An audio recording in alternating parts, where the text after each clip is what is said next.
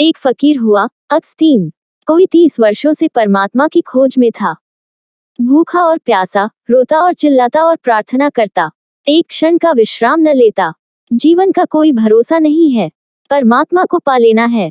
तो सब भांति के उपाय उसने किए। बूढ़ा हो गया था, थक गया था, परमात्मा की कोई प्राप्ति न हुई थी। कोई दूर, परमात्मा निकट नहीं आया। बुढ़ापा निकट आ रहा था, मौत करीब आ रही थी, उतने ही प्राण और चिंतित होते जाते थे। एक दिन सुबह सुबह ही रात भर रोकर भगवान से प्रार्थना करता रहा कि कब मुझे दर्शन दोगे। सुबह उठा और नदी के, समुद्र के किनारे घूमने चला गया। सूरज उगने को था, किनारा एकांत था समुद्र का, कोई भी वहां न था। थोड़ी दूर चलने पर एक छोटा सा बच्चा उसे खड़ा हुआ दिखाई पड़ा एक चट्टान के पास। बहुत चिंतित, बहुत परेशान वह बच्चा था। अगस्तीन ने पूछा, तू किस लिए इतना परेशान है और इतने सुबह सुबह इस अकेले समुद्र के किनारे क्यों चला आया? उस बच्चे ने अपने कंधे पर एक झोली टांग रखी थी।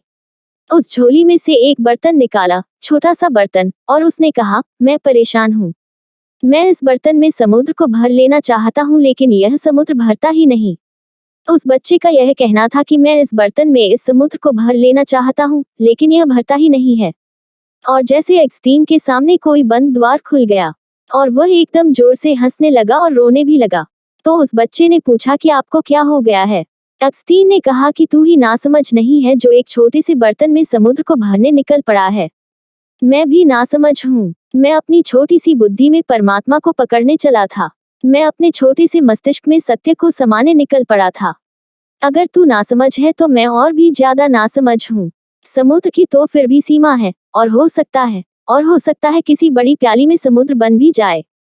प्याली की भी सीमा है और समुद्र की भी सीमा है, लेकिन मेरी बुद्धि की तो सीमा है और परमात्मा की कोई सीमा नहीं।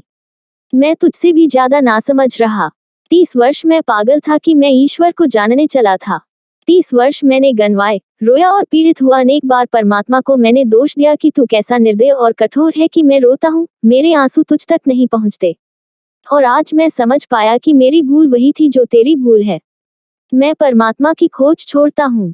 मैं परमात्मा को जानने का पागलपन छोड़ता हूँ। वह नाचता हुआ वापस लौट आया अपने आश्रम में। वहां के और सन्यासियों ने कहा, क्या तुम्हें परमात्मा मिल गया जो तुम आज खुश हो? जो कि 30 वर्षों से कभी मुस्कुराते नहीं देखे गए, आज नाचते हो? क्या तूने उसको पा लिया?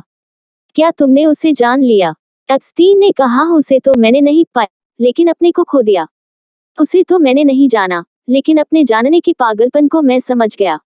और जिस क्षण मैंने यह दौड़ छोड़ दी और जानने का यह भ्रम छोड़ दिया, उस क्षण मैंने पाया, वह तो सामने ही था। वह तो सामने ही है। मैं भी तो वही हूँ। मैंने उसे कभी खोया ही नहीं था, लेकिन उसे खोजने और जानने के पागलपन में मैं पड़ गया था और मैं इसी भूल में उसे खोए हुए था जो कि अभी खोया हुआ नहीं था। अगस्तीन का जानने का ख्याल छूटा और उसने जान लिया। अज्ञान के लिए मैंने कहा है कि यह अज्ञान हमारे अहंकार की मृत्यु बन जाएगी। अगर मैं यह ठीक से जान सकूं कि मैं कुछ भी नहीं जानता हूं, और मैं यह जान सकूं कि जो असीम है वह सीमित बुद्धि से नहीं जाना जा सकेगा, और मैं यह जान सकूं कि प्याली में समुद्र भरना पागलपन है और अपनी बुद्धि में सत्य को भर लेने का ख्याल और भी बड़ा पागलपन है। अगर यह मुझे दिखाई पड़ जाए तो मैं तो गया, मेरी सामर्थ्य तो मिट गई। मैं तो रिक्त और शून्य हो गया। और जिस क्षण कोई व्यक्ति उस स्थिति में पहुंच जाता है जहां उसे यह भी भ्रम नहीं रह जाता कि मैं जानता हूं, अज्ञान की, न जानने की स्टेट ऑफ नॉट नोइंग में है, जबकि उसे कुछ भी प्रतीत नहीं होता कि मैं जानता हूं, मन एकदम मौन और शांत हो जाता है। उसी शांति में जाना जाता है। अज्ञान ज्ञान का द्वार है, अज्ञान का बोध। लेकिन हम सारे लोग अज्ञान को ढांक लेते हैं उधार ज्ञान से। अज्ञान तो भीतर बना रहता है, ज्ञान बाहर से इकट्ठा कर लाते हैं और उस ज्ञान के ऊपर छा जाता है हमारा अज्ञान के ऊपर।